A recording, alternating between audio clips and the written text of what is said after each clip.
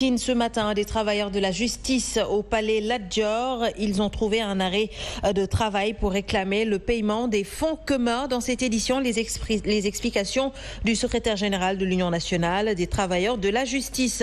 Le verdict du procès des passeurs du petit Doudou Faye qui a péri sur la route de l'émigration s'est enfin tenu ce mardi au tribunal de grande instance de Mbour. Le verdict est attendu le 25 mai prochain. Également dans cette édition, les réactions d'acteurs politiques suite au décret fixant la date des prochaines élections locales au 23 janvier 2022. Vous le verrez, on est toujours loin du consensus. Voilà pour les titres. Le développement, c'est tout de suite.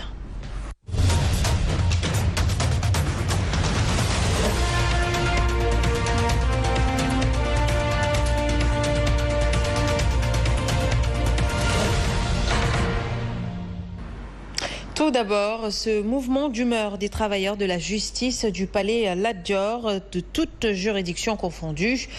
Ils ont observé ce matin un arrêt de travail pour exiger le paiement des fonds communs qui, selon eux, tardent depuis 2 mois.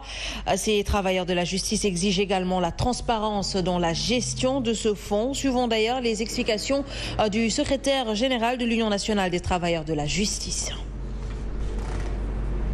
Dans un cadre syndical. C'est l'ensemble des travailleurs qui se sentent offusqués, qui se sentent acculés, qui se sentent vraiment dénués, qui ont décidé spontanément de se lever pour protester contre le retard qui est remarqué dans le paiement des fonds commodités et qui les met dans une précarité totale. Aujourd'hui, on a des pères de famille qui ont passé un ramadan très très difficile et on est à la veille de la Korité. Ils ne savent plus à quel sein se vouer parce qu'ils sont sans le sou. L'arrêt de travail, c'est pour aujourd'hui. En attendant qu'on avise ou qu'on discute pour voir la position à dégager.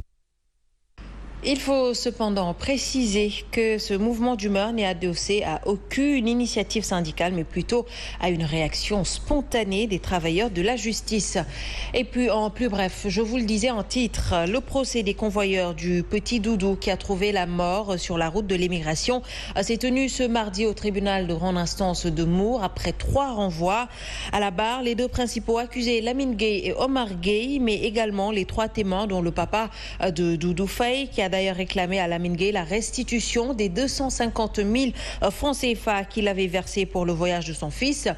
Des accusés qui se sont déchargés sur un certain Maodo Pouy, qui serait le propriétaire de la pirogue, mais qui malheureusement est introuvable. Le délibéré est attendu le 25 mai prochain. Toujours dans l'actualité judiciaire, la bataille entre Maître Moussa Diop, l'ex-directeur de Dakar Dem Dikk, et Omar Boun Khattab, l'actuel directeur, ne trouve pas preneur. Le tribunal correctionnel de Dakar s'est déclaré incompétent du fait que l'actuel directeur général de Dakar Dem Dikk, un magistrat, bénéficie d'un privilège de juridiction. Rappelons que Omar Boun Khattab Silla est accusé de diffamation par son prédécesseur, Maître Moussa Diop. Alassane Baldé pour plus de détails.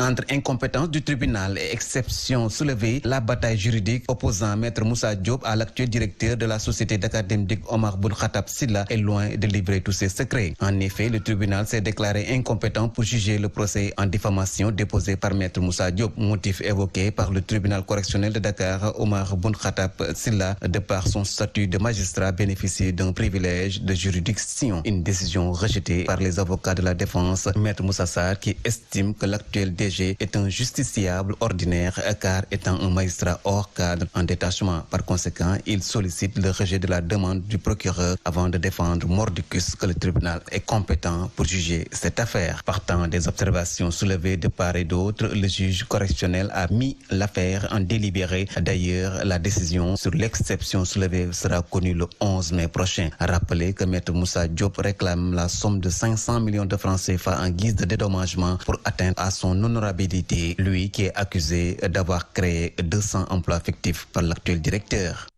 L'autre actualité, c'est la date des locales fixée hier par le chef de l'État. Le président de la République, Macky Sall, a voté pour le 23 janvier 2022, une date qui n'a pas été choisie au hasard, révèle Chersar, le plénipotentiaire de la coalition Benno Bokk Yakaar. Suivons d'ailleurs ses explications. Une décision qui a été prise comme ça. Le choix de la date dépend d'un certain nombre d'opérations à effectuer avant les élections. Et parmi ces opérations, au moment où nous sommes, en train de faire cette interview, déjà, nous sommes en réunion au niveau de la commission politique. Nous discutons déjà du rapport des auditeurs. Il est prévu que les évaluateurs déposent le rapport à la fin du mois de juin.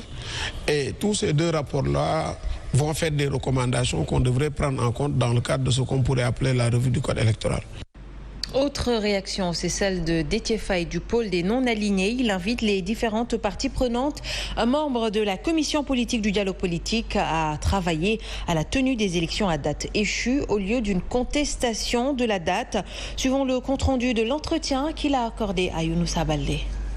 La fixation de la date pour la tenue des élections locales soulève des vagues de réactions au sein de la classe politique, mais le pôle des non-alignés calme le jeu et invite toutes les parties prenantes à travailler pour que la date du 23 janvier prochain soit maintenue.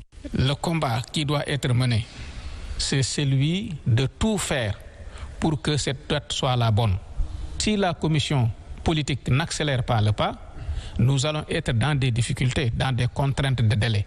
Le pôle des non-alignés déplore également avec beaucoup d'amertume l'absence de consensus sur certains points qui a prévalu entre l'opposition et les partis membres de la coalition présidentielle, ce qui a ouvert un boulevard au président Macky Sall. Dès l'instant qu'il y a un désaccord, le boulevard reste ouvert pour qu'il puisse quand même prendre les décisions qu'il considère comme étant conformes. Actuellement, les membres de la commission politique du dialogue politique se penchent sur les recommandations formulées par les experts internationaux pour améliorer le processus électoral au Sénégal.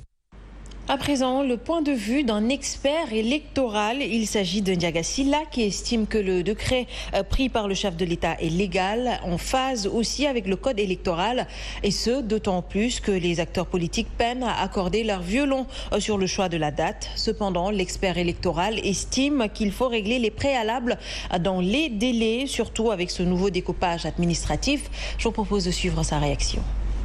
Admettre que c'est une décision qui est conforme au code électoral, notamment en son article L63 qui lui confère une telle prérogative. C'est aussi conforme, s'inscrit dans les limites de délai justement fixées par la loi. Nous devons constater qu'à défaut justement d'un consensus entre les acteurs de la classe politique, le président a tranché le débat. Qu'on devra s'attendre justement à ce que le cadre juridique et réglementaire de ces prochaines élections soit modifié de manière substantielle en traduisant justement un certain nombre de recommandations issues de ces missions d'évaluation et d'audit du fichier.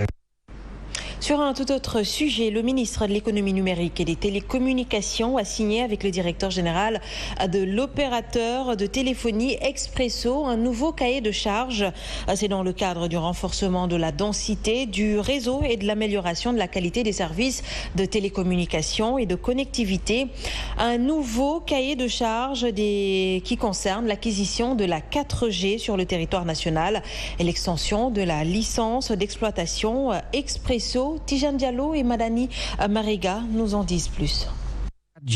Chez Expresso, la signature du cahier de charges avec l'opérateur de téléphonie Expresso est effective. Le présent cahier de charges décline les modalités d'autorisation d'Expresso Sénégal à fournir la technologie 4G à ses clients et actualise les exigences de l'État du Sénégal quant au déploiement et la qualité de service sur les différents réseaux. Les ministres rappellent les instructions du chef de l'État. Que l'abordabilité des tarifs des télécommunications électroniques constitue une préoccupation affirmée de mon département ministériel, conformément à la vision et à la volonté de son Excellence, Monsieur le Président de la République Macky Sall. Numériser le Sénégal est l'objectif fixé. Sachez aussi que la journée de l'Europe a été célébrée ce mardi par la représentante de l'Union européenne au Sénégal qui avait à ses côtés le ministre des Affaires étrangères. Cette journée a été dédiée à la jeunesse sénégalaise. Mieux, pendant 2 semaines, la délégation de l'Union européenne au Sénégal sera à l'écoute des jeunes pour mieux les accompagner dans les domaines tels que l'entrepreneuriat, l'emploi ou encore le numérique. Irène Migasson et Aïssata Tall Sall ont fait face à la presse. C'était en présence de Abdoulaziz Soudaba et Mohamed Diaw. L'Union européenne à l'écoute de la jeunesse sénégalaise. Pendant 15 jours, les portes de l'UE s'ouvrent aux jeunes pour entendre leurs préoccupations. L'Union européenne compte s'appuyer sur plusieurs leviers pour les accompagner. Comment faire pour que cela soit durable ? Et je crois qu'il faut cibler les secteurs qui sont porteurs. Nous avons tous, je crois, à travers nos interventions, mis l'accent sur le potentiel de l'économie verte. Je crois que nous devons viser sur le secteur privé. L'Europe s'engage donc avec la jeunesse sénégalaise. L'objectif de son programme Tekifi est de montrer aux jeunes qu'il est bien possible de réussir au Sénégal. Je vous remercie d'avoir placé ces journées européennes sous l'égide de la jeunesse. La jeunesse qui est ce pilier sur lequel doit s'appuyer toute la politique de développement que nous imaginons et que nous voulons mettre en place pour notre pays. Alors qu'attendons-nous de l'Union européenne ? Encore plus d'engagement. L'UE s'engage également à investir dans l'employabilité et la création d'emplois au profit des jeunes pour lutter contre l'immigration irrégulière. Un mot de sport avant de clôturer cette édition. La Fédération sénégalaise de Scrabble va accueillir les 5e championnats d'Afrique qui vont se tenir du 16 au 23 mai. Plus de 100 athlètes attendus venus de 11 pays. Notre pays sera représenté quant à lui par 18 athlètes. C'est ce que nous dit le directeur technique de la Fédération sénégalaise de Scrabble que je vous propose de suivre. Nous avons une équipe nationale de 18 joueurs et de 4 encadreurs. Il y a certains qui vont jouer au duplicate, il y a certains qui vont jouer au blitz, il y a certains qui vont jouer au classique.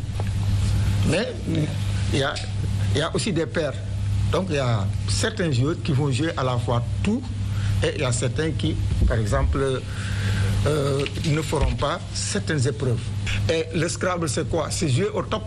Et je crois que nous avons une équipe très dynamique, une équipe de jeunes et qui sont prêts à faire la relève.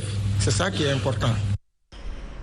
Chers téléspectateurs, c'est la fin de ce journal. Merci à toutes et à tous de nous avoir suivis. L'actualité est toujours en continu sur le www.actunet.net.